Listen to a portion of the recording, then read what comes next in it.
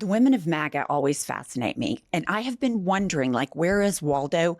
Where is Melania? We have not seen Melania hardly at all. So, much to my surprise, we have an article in the New York Times that says a most sensitive subject in the White House. Where is Melania?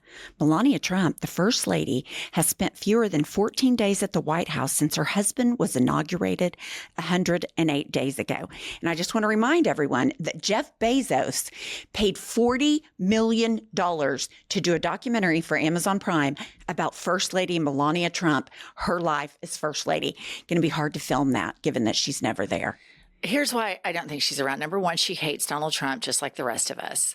But I think she's every bit as sick and toxic as he. Secondly, she's probably running around filming her documentary. But here's my take on this kind of stuff. I don't give a shit if she's at the White House or not. I think that if there is a man that is an American president and his wife doesn't want to participate in some sort of leading role, we should be modern enough that she doesn't have to do all of that stuff. Here's where my rub is. If Michelle Obama, if Kamala would have won and we would have had the first gentleman, or if Jill Biden, and I could go on and on, were AWOL, Fox News would hyperventilate. I mean, we would have to do CPR on them immediately. And it's always just this double standard. Like, this is a barely a blip. And if Michelle Obama was missing, I mean, Fox News would have, sirens. Michelle Obama didn't go to the inauguration because she just couldn't morally. She couldn't go. And they're still running all this up. Michelle and Barack are getting a divorce, Right. which is a total lie. But I don't really give a shit if she's there or not, but I'm not some petty micromanager that gets triggered by shit like this. But the right would really, really care about this. And it just shows they don't give a shit what Trump does. It's a hollow thing. They just want him in power so they can own the libs and be racist. You're completely right. I'm the same with you. If she doesn't want to do it, that's fine. But the fact that everyone talked about all the spouses up to this point, and that Jeff Bezos paid her $40 million to chronicle her as First Lady, which we knew from the jump was appeasement, but it's so gross. But someone who is back in the news is Ivanka Trump. And I just want to say, I'm surprised it took her this long to get back in the spotlight. I know she's been shunned by New York and society, and she's banished to Florida. But here she is. Ivanka Trump starts a for-profit. Report reveals Ivanka Trump's new focus for her father's second term. And here's what it is. We launched Planet Harvest to reimagine how American produce moves. Not just through the supply chain, but across communities, Ivanka Trump said in a statement to Axios, by connecting fresh and surplus harvests with those who can benefit from them. We're supporting farmers, reducing food waste, expanding access, and using good nutrition to improve health. I'm for every single bit of that. I think this is an admirable cause, but here's the rub. This is for profit. Can these people do anything just to help somebody? Here's the deal. Everything that she just said there is a jet stream of bullshit. She doesn't give a shit about any of that stuff. This is a girl who reportedly has received abortion care, and her friends in New York who took her to receive this alleged abortion before she was married, sits on the sidelines while women in red states, women in our states are having to drive, if they can afford it, to a state where they can legally get abortion care because there's something, terribly wrong with their fetus. The doctors in our states are too scared of doing this because they're afraid of going to jail. And now she wants to trot out like she gives a shit about produce. Fuck off. I'm not buying any of it. They have no credibility. None. Zero credibility. Anybody connected to Trump has zero credibility, period. These people don't give a shit about women. She sure as fuck doesn't give a shit about produce. I mean, give me a break. I can't take it. I'm not buying what she's selling because I critically think, and she's morally compromised, she's economically compromised, and she is a total hypocrite of the highest order that would be nowhere, not near where she is right now in her life without her dad's leapfrogging her to now her husband made $2 billion off of some enrichment deal that surely should have been investigated, but the Democrats were too impotent to do it. I completely agree. And here, okay, I want to preface this next story. It's about Laura Loomer. And I would not give Laura Loomer any credibility. I think she's a nut. I think she's a crazy conspiracy theorist. The reason I bring it up is because she marched into the Oval Office and she had national security officials fired. She has the president's ear, one of the craziest people on the planet who rode on the plane with him to the debate with Kamala Harris, eating the dogs, eating the cats. That's from her. And this person has access to the president of the United States. Melania is nowhere to be found, but Laura Loomer, she's out front. So, new attorney general from the Trump administration. Trump picks conspiracy theorist with no medical license to replace Fox News contributor as Surgeon General. And here's what I have to say about that. Even if you're a triple Trumper, are you not aware that a Surgeon General that has no medical, she has a medical degree, but she is not a practicing medical doctor. Doesn't that give you pause? No. Really? These triple Trumpers turned into anti-vaxxers. These are the people that say, I'm doing my own research.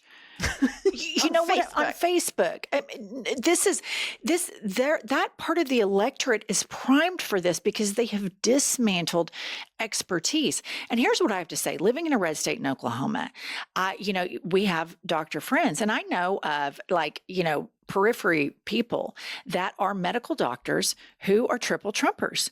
And this is the fuck around, find out situation. When you vote for somebody who wants to dismantle the decades that you put into the expertise of being a physician and then appoint something like this, you have blood on your hands.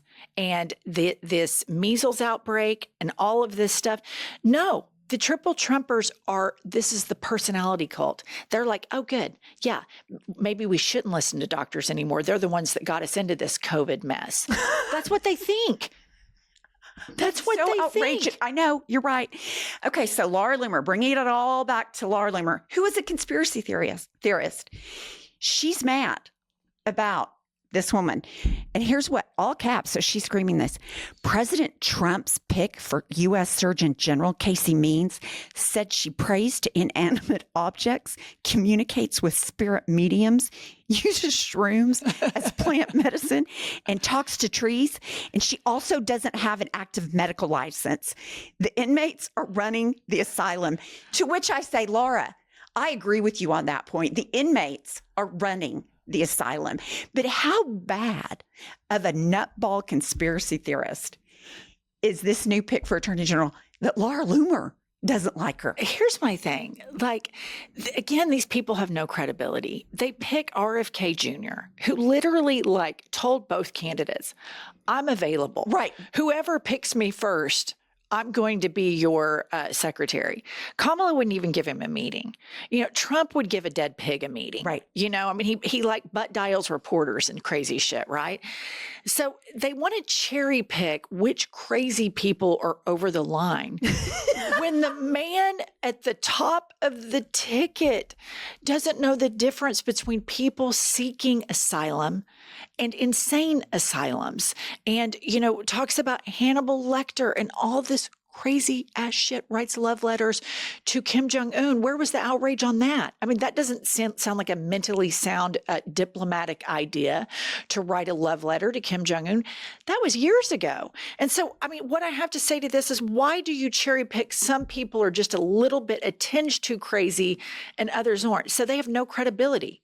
I completely agree. And then I just want to, so I agree with Laura Loomer that the inmates are running the asylum. I agree with her too. Okay, she's one of the inmates. And Laura Loomer hates Pam Bondi. I personally despise Pam Bondi. So you find yourself with strange bedfellows. I have a strange bedfellow. You're eating the dogs and eating the cats. I'm eating the dogs. I'm eating the cats. I'm eating Pam Bondi. Okay, so here's what she had to say about Pam Bondi, which again brings us back to something I want to talk about at the end. Okay, here we go. No problem. I would think that an attorney general who is supposed to be like the leading law enforcement official in our country would speak with a little bit more confidence in her voice, right? Like, do you really feel that she truly believes in what she's saying when she stutters the way she stutters and the way that she, you know, has to kind of dilly-dally around the way she speaks? I don't really feel that she's even believing the bullshit coming out of her own mouth. I don't. So she said it. She went on Fox News, and she's the one who said herself that you can expect to see some Epstein information. And notice that she said Epstein information because she's trying to watch her words, because she knows that she's a liar. She knows that she's not releasing any information that's actually new in nature. It's just a bunch of propaganda. Okay, here's the thing. Two things about this. Number one, when are these people going to clue in that the reason these files are not being released is because he is an offender? Trump is on the logs. He's on the voice, you know, the messages that you used to take by hand. He's on those. He is the reason. Trump is the reason that they're not releasing the Epstein files. And we have Alex Jones, Laura Loomer. We have all these people running around saying, why aren't they releasing the Epstein files? How do you not know? They're almost there. They're getting closer. They're getting closer. I mean, you know, what, as insane as all of this is, this tells me that there are a few people in the epicenter of MAGA that have the audacity to ask a question. And I know that that is such a little micro baby step, but you've heard Bannon talk about anti-oligarchical causes. You hear her kind of getting there a little bit. Even criticizing Pam Bondi is such an outlier from the epicenter of what's going on at the White House. Look at little Marco Rubio. I mean, he looks like a hostage. I mean, it looks like the blood was drained from his body. I mean, it's just unbelievable. So I think that, I mean, as much as I think all this right-wing stuff is kind of entertaining / dangerous / you know, overtly fucked up, I do think it's interesting that this is consumed by probably hundreds of thousands of people, and they're starting to question a few things, and that gives me a tiny little tinge of hope.